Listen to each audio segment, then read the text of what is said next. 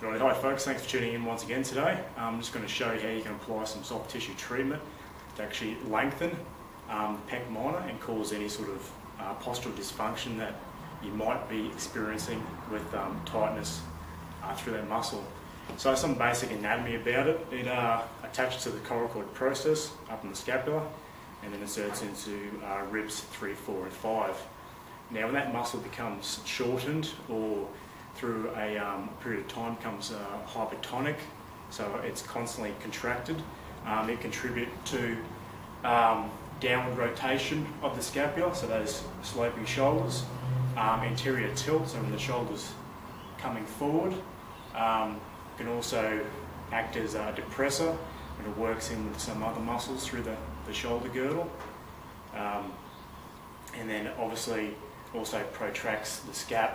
So that position there you might sort of be experiencing. You've seen people that are in that sort of constant sort of hunched over position. So it's something we really don't want to happen, especially with the shoulder girdle. It's one of the major contributors to shoulder pain and dysfunction as well. So some quick and easy things you can do. I'll show you a static stretch.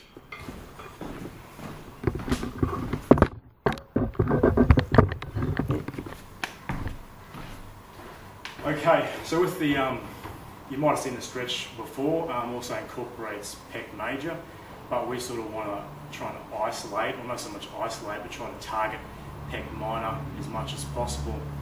So we're going to actually, instead of taking our upper arm at a 90-degree angle, we're going to take it up a bit higher. So that's going to upwardly rotate the scapula and put the pec minor under a bit more of a stretch. So same as the 90-degree stretch you'd normally do, just stepping forward, leaning into it. You actually rotate through that thoracic spine as well. A little bit of an extension. But with this one, we're just going to take it up a bit higher. And just step through in the same procedure. Now with this, you want to maintain your normal breathing. Breathing in and out, don't hold your breath through the stretch. So about 15-20 seconds. And normally you repeat it on both sides unless one side was particularly bad.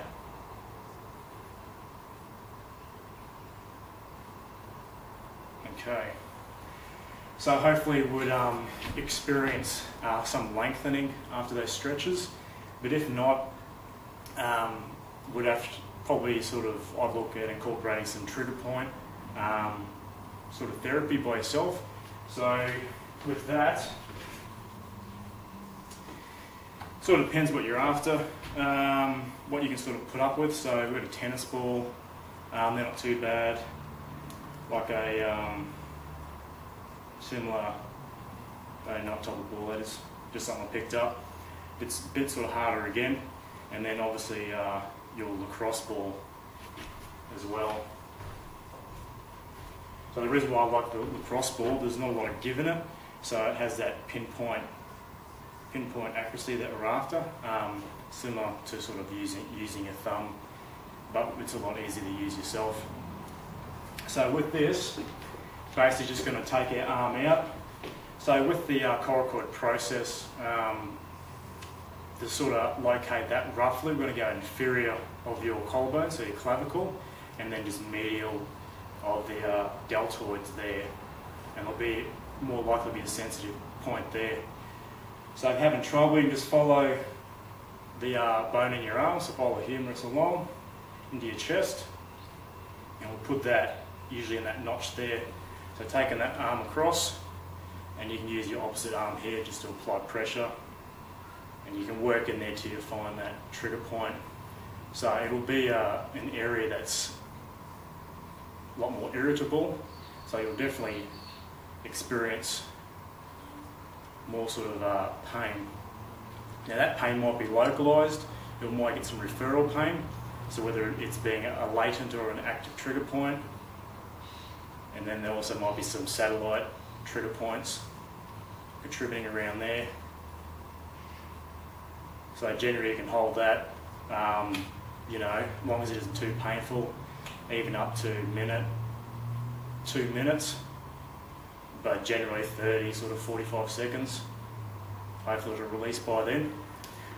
So to increase the weight, you find a wall or some type of surface. So same sort of spot, just finding it in the shoulder there. And then we can lean into it. So I'll find that trigger point. And we'll sit there for a second. And also while there, you can work on some trigger points through Pec Major, because you will be going through that muscle to get to Pec Minor anyway. And just to find that. So, if you want to pick up one of these little lacrosse balls, as you can see I drew a little smiley face on mine. No reason why, I just think he likes pain, so that's why he's smiling. Yeah, but I'll put a link below where you can pick up some of these lacrosse balls, and you can use them for a varying sort of different type of trigger points, sort of in TFL and hip, and some of those other ones. So I hope that helps, guys. If you have any other questions, list them below, and let me know how you go, and I'll catch you next time. All right, bye.